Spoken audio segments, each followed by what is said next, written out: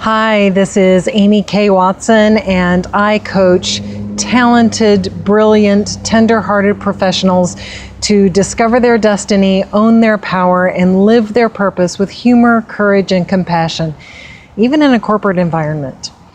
And I wanted to talk about what coaching is, what that means, because I find that being trained as a coach, I actually wind up with an assumption that, well, of course, everybody knows what coaching is. And so when I offer to do a coaching session for somebody, I think that they know what I'm offering. And that just isn't always the case. So I wanted to take just a few minutes to talk about my understanding of what coaching is and why I think that you could benefit from it. First of all, sometimes when people hear of coaching, they think it means mentoring or advising. And wonderful as mentoring and advising are, it's just not the same thing as coaching. With coaching, the coach asks questions and explores with the coachee. Whereas with mentoring and advising, the mentor or advisor does most of the talking, might tell the coachee what they should do, or their mentee rather. It's also different from, say, your high school athletics experience of a coach. That's somebody who not only tells you what to do and why to do it, but gives you a pep talk, motivates you to do it.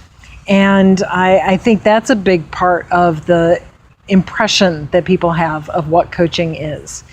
And while I think that there's a place for believing in my clients and letting them know that I believe in them, my role I don't see as being one to motivate you by the sheer force of my enthusiasm. That's a wonderful thing when that happens, but that's just not really necessarily my job. My job is more to help you discover, help you interpret, help you consider and think things through. Another thing that coaches are sometimes mistaken for is therapists. And there's certainly some things that coaching and therapy have in common in terms of asking questions and listening to the answers, and it being an environment in which a lot of caring is communicated. But one of the major differences between coaching and therapy is that in therapy there's an assumption that you've got a problem that you need to work on, and you may need some healing. You might be feeling broken or damaged in some way, and so there's an effort to uncover that and heal it. Coaching actually has a very different approach, a different set of assumptions, and in coaching we assume that what you're bringing to coaching is something that you want to take to the next level. You are whole. You don't necessarily need healing. At least that's not what you're coming to us for. So we come at this from a perspective that you're fine. You're totally fine, and you have something that you want to work on, which is cool, that's exciting, and we can work on it together. But it's like setting a goal and making a plan for how to achieve that goal and figuring out what are the things that are getting in our way, generating some options for, okay, if I've got an obstacle, what are some ways to get around that obstacle, and just kind of figuring out what's the way forward.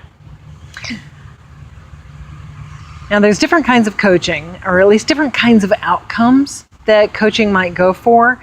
One is called transactional and the other is called transformational. So both of these come under coaching. Transactional coaching might be around a topic like, I really want to get organized, or I have decided to go for this particular type of job, and so I want some coaching to help me figure out what are the things that I need to do in order to prepare myself to be qualified for that job. How do I prepare a plan so that I can approach that with confidence? Transformational coaching, however, is about kind of our general approach. So with transformational coaching, we look more at the patterns.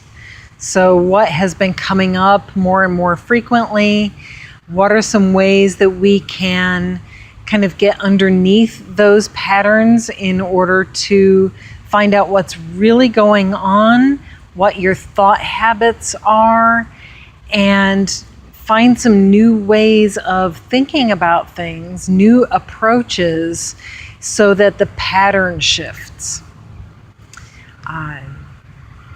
So things like an emotional experience that seems to keep recurring.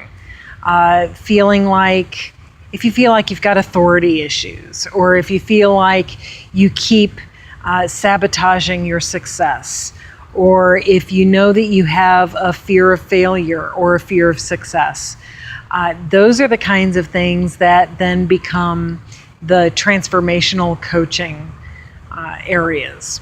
And both of them are totally equally valid. I could have a single client who 1 week will come with an interest in talking about transformational issues, and the next week will be more interested in talking about something very transactional and just kind of a one and done, let's take care of this because this is what I'm dealing with this week. Not all issues are really easily put into one or the other. So for instance, you might think that losing weight would be a very transactional kind of thing because it's really just about exercising more and eating less. However, when there are patterns of overeating or patterns of not exercising, even though you know that you need to exercise, those can be really good, fruitful areas of exploration for transformational coaching. All right, so that's everything that I wanted to bring to you today. If you have something that you would like to work on and you're not sure if coaching is right for you, but you'd like to kind of talk about it and see if it might apply to what you're thinking about, feel free to reach out to me. We can have just like a 20 or 30 minute conversation and see what's going on for you, and I'll give you my best